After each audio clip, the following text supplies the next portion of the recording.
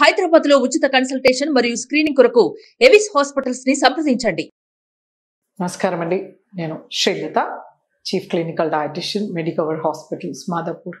ఇవాళ మనము vitamin D ఇంకా దాని యొక్క హెల్త్ బెనిఫిట్స్, ఒకవేళ వైటమిన్ డెఫిషియన్సీ ఉంటే ఎలాంటి ఇబ్బందులు వస్తాయో తెలుసుకుందాం. సో ముఖ్యంగా వైటమిన్ డి అనేది ఒక ఫ్యాట్ సాల్యుబుల్ వైటమిన్. మనకున్న ADEK అనేవి ఫ్యాట్ సాల్యుబుల్. సో అందులో వైటమిన్ డి అనేది మన శరీరానికి చాలా ఇంపార్టెంట్ వైటమిన్. ఇది మనకు ఎముకలకి చాలా ఇంపార్టెంట్. ఎలా అంటే మన కాల్షియం శరీరానికి ఇమ్మడాలి అంటే మనకి వైటమిన్ డి అవసరం ఉంటుంది. అలాగే మన ఇమ్యూన్ సిస్టమ్ బిల్డప్ చేయడానికి వైటమిన్ డి అవసరం. మన శరీరంలో ఇన్ఫ్లమేషన్ని అరికట్టడానికి కూడా వైటమిన్ డి అనేది అవసరం.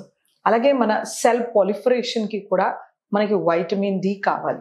సో ఇలాగే మనకి రకరకాల ఫంక్షన్స్ మన బాడీలో వైటమిన్ డి అనేది చేస్తుందన్నమాట. మన గ్లూకోజ్ మెటబాలిజం కోసం కూడా మనకి వైటమిన్ డి ఎంతో ఇంపార్టెంట్. సో ఇన్ని రకాల ముఖ్యమైన హెల్త్ బెనిఫిట్స్ ఉన్న వైటమిన్ డి ఎలా లభిస్తుంది మన శరీరానికి? సో దీన్ని మనము సన్షైన్ వైటమిన్ అని కామన్ లాంగ్వేజ్లో అంటాము.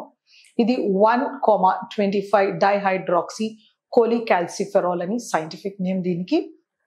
సో ఇది మనకి సూర్యుని వలన మనకి అల్ట్రావైలెట్ రేడియేషన్స్ ఉన్నప్పుడు కనుక, సన్ ఎక్స్పోజర్, మనం ఎండలో నించుంటే కనుక మనకి వైటమిన్ డి అనేది లభిస్తుంది అనమాట. సో ముఖ్యంగా మనకి అందరూ ప్రొద్దున్నే మనము ఎండలో నించోవాలని చెప్తూ ఉంటారు. ఆర్ సూర్య నమస్కారం చేసుకోవడం కానీ, రావి చుట్టూ ప్రదక్షిణలు చేయడం కానీ ఇలా చెప్తూ ఉంటారు. ఎందుకంటే సన్ షైన్లో మనకి మైక్రోబియల్ ప్రాపర్టీస్ ఉంటాయి, యాంటీ బ్యాక్టీరియల్ ప్రాపర్టీస్ ఉంటాయి. అందుకే పొద్దున్నే మన ఇలాంటి పనులు చేయమంటారు. అలాగే మీరు ఇప్పుడు యాక్టివ్గా మీకు వైటమిన్ డి కావాలి శరీరానికి అనుకుంటే, మీకు అల్ట్రావైలెట్ రేస్ ఉండే టైంలో మనము ఆ సన్ ఎక్స్పోజర్ ఉండాలన్నమాట. ఇది ముఖ్యంగా మనకి 11 నుండి 2 వరకు మధ్యాహ్నం లభిస్తుంది అనమాట.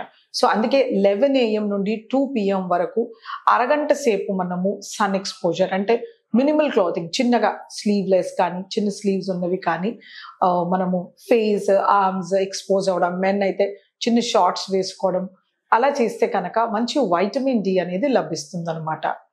చాలా మంది ఫీల్డ్ వర్క్ చేసే వాళ్ళు కానీ, వాళ్ళు ఫుల్ స్లీవ్స్ వేస్తూ ట్రావెల్ చేస్తూ ఉంటారు. ఆర్ కొన్ని రిలీజియన్స్లో వాళ్ళు మొత్తం క్లోజ్ చేసుకుంటూ ఉంటారు. సో అలాంటప్పుడు వాళ్ళకి సివియర్ వైటమిన్ డి డెఫిషియన్సీ ఉంటుందన్నమాట. సో వైటమిన్ డి డెఫిషియన్సీ వలన మనకి శరీరానికి కావాల్సిన కాల్షియం అనేది అబ్జార్బ్ అవ్వదన్నమాట. సో మనకి వైటమిన్ డి అనేది 2 రకాల ఆర్గన్స్లో మనకి మెటబోలైజ్ అయ్యి మన శరీరానికి అబ్జార్బబుల్ యాక్టివ్ ఫామ్లో దొరుకుతుంది అనమాట. ఒకటి లివర్లో, రెండవది కిడ్నీ ప్రాబ్లంలో.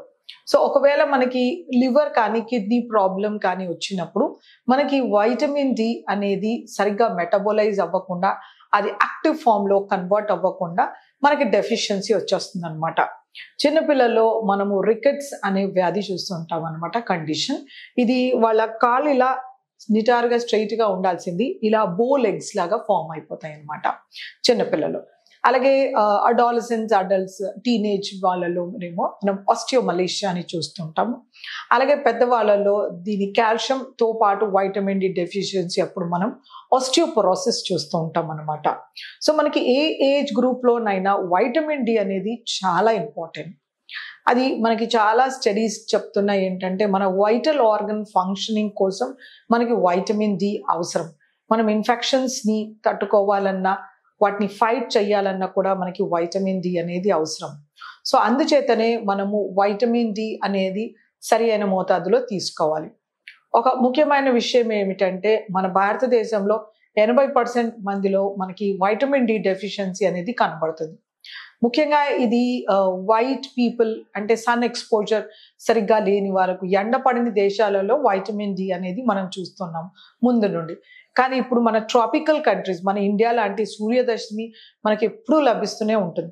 సో అలాంటి దేశాల్లో కూడా వైటమిన్ డి డెఫిషియన్సీ అనేది మనము రైతుల్లో కానీ కార్మికుల్లో కానీ ప్రతి ఒక్క వాళ్ళలో మనము ఈ వైటమిన్ డి డెఫిషియన్సీ అనేది ఎక్కువగా చూస్తున్నాం.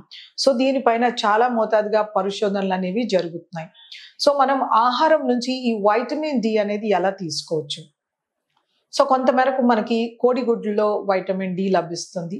అలాగే మనకి ఎండు చేపలు ఏవైతే సముద్రంలో నుంచి మనం బొమ్మడి చేపలు కానీ పరికలు బెత్తలు ఇలాంటివి తీసి వాటిని ఎండబెడతారో వాటిలో మనకు కొంచెము వైటమిన్ డి లభిస్తుంది. అలాగే కొన్ని రకాల చేపల్లో కూడా వైటమిన్ డి లభిస్తుంది అనమాట. అలాగే మనకు సీ వీడ్స్ అని దొరుకుతాయి. అలాంటి సీ వీడ్స్ లో కూడా వైటమిన్ డి లభిస్తుంది. కొంతమేరకు ఆయిస్టర్స్ లో లభిస్తుంది అనమాట. అలాగే మష్రూమ్స్ లో కూడా కొంతమేరకు లభిస్తుంది. మనకి ఫార్టిఫికేషన్ అనేది జరుగుతుంది అనమాట.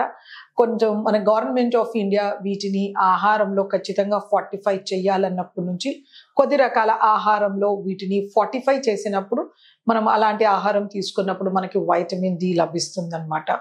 సో మనకి కొంతమేరకు నట్స్ అండ్ ఆయిల్ సీడ్స్ లో కూడా మైల్డ్ గా లభిస్తుంది. క్యాబేజ్ లో కూడా మైల్డ్ గా లభిస్తుంది అనమాట. సో మనకి బేసిక్ గా చెప్పాలంటే సీ ఫుడ్స్ లోను, సన్ డ్రైడ్ సీ ఫుడ్స్ లోను, సీవీడ్, మష్రూమ్స్ ఇలాంటి వాటిల్లో లభిస్తుంది. సో ఈ వైటమిన్ డి ఇంత రకాల సిగ్నిఫికెన్స్ ఉంది. మనం షుగర్స్ కంట్రోల్ కానీ, మన ఇమ్యూన్ సిస్టమ్ కానీ, మన సెల్ పాలిఫరేషన్ కి కానీ, సో వీటిని మనము సరి అయిన మోతాదుగా తీసుకోవాలి. ఒకవేళ డెఫిషియన్సీ ఉన్నప్పుడు కాళ్ళు నొప్పులు రావడం కానీ, ఎనర్జీ లెవెల్స్ అవ్వడం కానీ, ఫ్రీక్వెంట్ ఇన్ఫెక్షన్స్ రావడం కానీ, అలాగే కోపం చిరాకు రావడము, బ్లడ్ షుగర్స్ కంట్రోల్లో ఉండకపోవడం ఇవన్నీ సిమ్టమ్స్ అనమాట. సో మనం టైం పీరియడ్ ఇయర్లీ వన్స్ అలా మనం వైటమిన్ డి చెక్ చేసుకుని దాని ప్రకారంగా మనం మెడికల్ సూపర్విజన్లో సప్లిమెంటేషన్స్ తీసుకోవచ్చు. వీటిలో మనకి ఇంజెక్షన్స్ ఉంటాయి.